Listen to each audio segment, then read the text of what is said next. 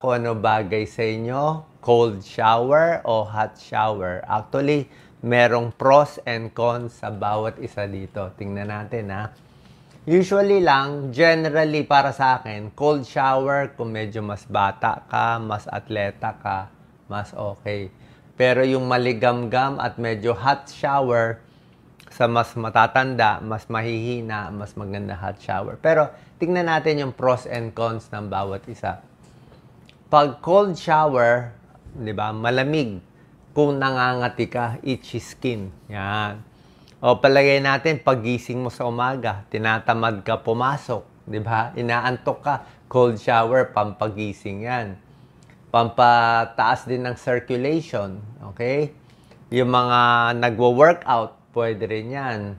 Tapos yung iba pag cold shower, nakakapayat pa daw konti kasi nanginginig ka eh. Parang nag-exercise ka, 'di ba? Nanginginig ka sa lamig.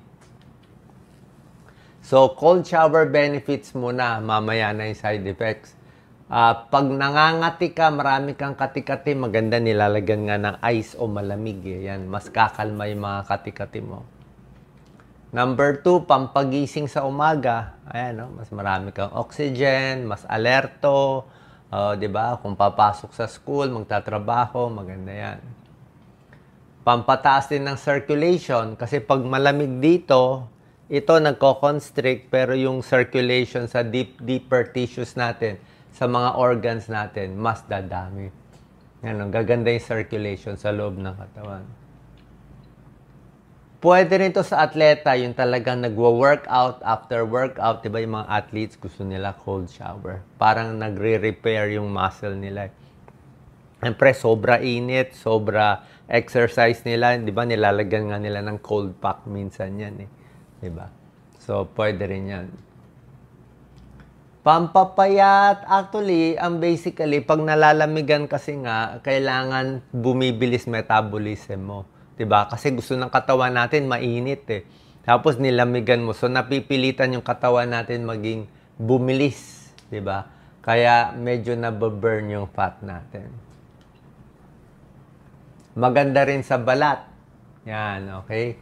Good for the skin, healthier glow, pwede rin ang cold shower. Ngayon, ano naman ang problema sa cold shower? Unang-una, kung matanda na tayo, siguro 50, 60, mahina katawan, baka hindi na natin kaya yung very cold shower. Kasi pag cold, parang nginig ka na, hirap na yung katawan. Baka hindi na kaya ng katawan. Isa pa, may konting incidents, mga case report, pag nalamigan masyado, napunta sa dibdib, malamig masyado, yung iba sumasakit yung dibdib. Parang nagko-constrict din sa puso. Kung meron ka ng sakit, mahina na immune system mo, may sakit ka na, tapos malamig, nginig siya, baka hindi na kaya. Okay? So, kung medyo mahina ka at masama pakiramdam mo, baka doon ka na lang sa warm. So, ito pang younger, more athlete, more yung malalakas pa yung katawan. Okay? Paano naman ang hot shower? Una-una, ayaw natin sobra hot.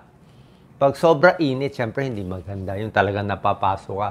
Pag sinabi natin hot, medyo lukewarm, mainit-init na tubig. Yan, oh. Ano mga benefits nito? Tingnan natin. Number 1 benefit ng hot shower, syempre kung meron ka mga sipon, meron ka mga ubo, di ba? Sipon, ubo, may plema ka, pampaluwag yan ng plema. Pag may sinus ka, pampaluwag. Para siyang suob eh. Steam eh, mainit, di ba? So, nai-steam yung hinga mo, maganda, nababasa yung lungs mo, lumuluwag yung paghinga. Open airway, loosen phlegm, pati sipon natatanggal. Pwede rin naman sa balat. Kung meron ka mga pimples, pag hot shower, nag-open yung pores, mas nawawala din yung dumi. For muscle relaxation, masakit ang muscle, di ba? Pag nagkakaedad, masakit ang muscle. Parang mga arthritis, masakit. Kaya nga ginagawa natin hot pack, di ba? Kung merong injury, di ba? Kuyari, napilay. Pag napilay, first 2 days, malamig muna para mawala yung dugo, pamamaga. Pero pag third day na ng pilay o ng pilay sa paa, pwede ka na lumipat sa hot. Kaya kung masakit ang katawan mo, pwedeng hot na yan. Kasi arthritis, pang matagalan yan. Okay? Maraming benefit yung hot shower, mas relax ka. Okay? Bago matulog sa gabi, mas maganda hot. Kasi matutulog ka na Mas kalmado yung parasympathetic system natin. Mas relax yung puso kasi warm. Mas swabe sa katawan. Hindi masyashock yung katawan mo. Kasi mainit yung katawan natin, 37 degrees. So, tamang-tama lang yung temperature, di ba? Masarap sa katawan. Ano ang problema naman ng hot? Actually, wala namang problema. Wag lang sobrang hot water siguro. Or yung mga sabi ko, may kati-kati, may eczema. Kung masyado mainit, baka lalo magsugat. Yun lang naman. Yung mga kati-kati, mas gusto kasi cold Baka lalo lang mangati. Diba? Pag matagal ka nagsha-shower, sobra init. Minsan nangangati. So, which is better? Ang technique talaga, ang tinuturo, pwede, di ba, sinabi ko sa'yo, mas bata, cold, mas matanda, hot. Pwede medyo hot water muna, tapos pag matatapos ka na maligo, yung ending na, tanggalin mo na yung hot water, pwede na mag-ending sa malamig. Di ba? Parang mas malinis ang pakiramdam Mas malinis ang pakiramdam. So ako, ganito ginagawa ko.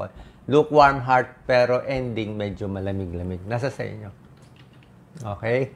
Tapos, magbibigay tayo ng mga tips. Okay, alam nyo na hot or cold, Ito naman po, magandang tips, anong tamang paliligo.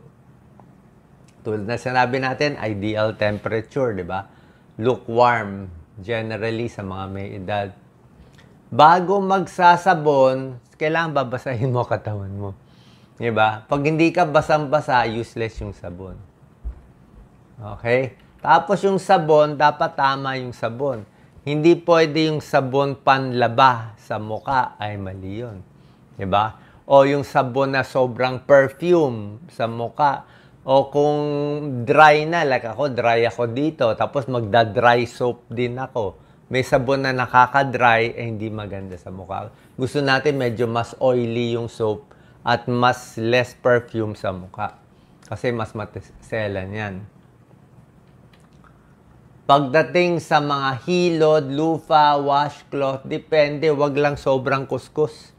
Okay, pag sobrang kuskus, lalong mamumula yan. Pag may nangingitim, may magaspang, lalo mo kukuskusin, hindi maganda. Pwede ka lang magkuskus kung talaga sobra dumi, baka may makina, baka mekaniko, yun lang. Kung ganun ka dumi. Pero otherwise, minsan nga kamay lang pwede na Tamang paliligo daw, pwede muna katawan muna, leeg muna katawan, pababa. Tapos, pag nasabon mo na yung sarili mo, dapat matuyo mo siya maigi, matanggal lahat ng sabon. Okay, wala nang soap remedies. Tsaka lahat ng parte, pati sa daliri, sa kamay, sa paa, syempre dapat pinupunasan. Pagdating sa shampoo, okay, lalo na pag nagkakaedad, sabi ko nga, huwag masyadong malakas yung kuskus dito sa scalp, sa anit. Kasi pag nilakasan mo, pag ang buhok natin basa, mas mabilis siya mapingot at mahulog.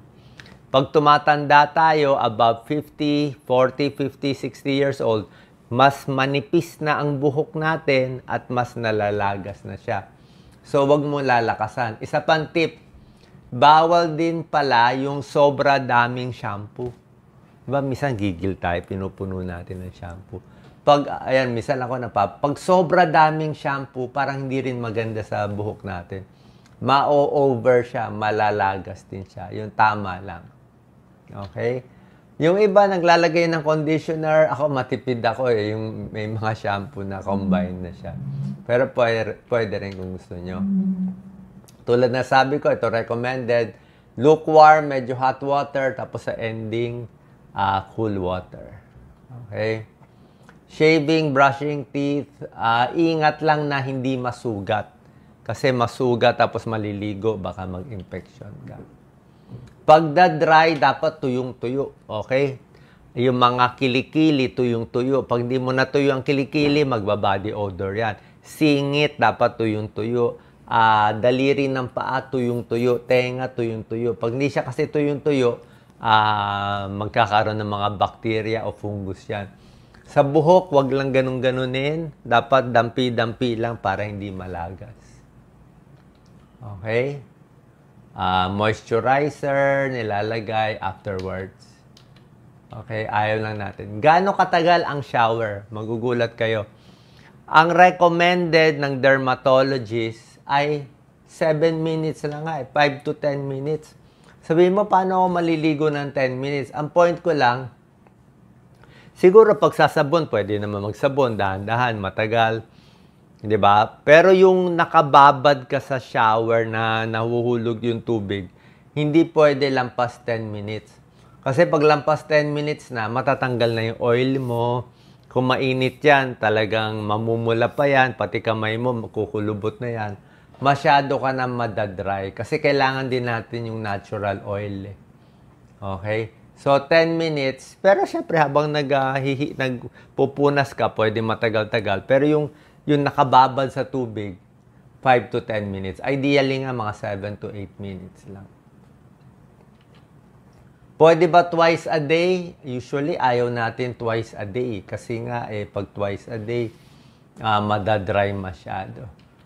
Okay? Pwede ba maligo sa gabi? Pwede maligo sa gabi. Mga maling paniniwala po yun yung sinasabi. Magkakapulmonya, hindi po tunay magkaka-arthritis. Hindi. Sa ibang bansa, halos lahat naliligo sa gabi. Ako, lagi naman ako naliligo sa gabi.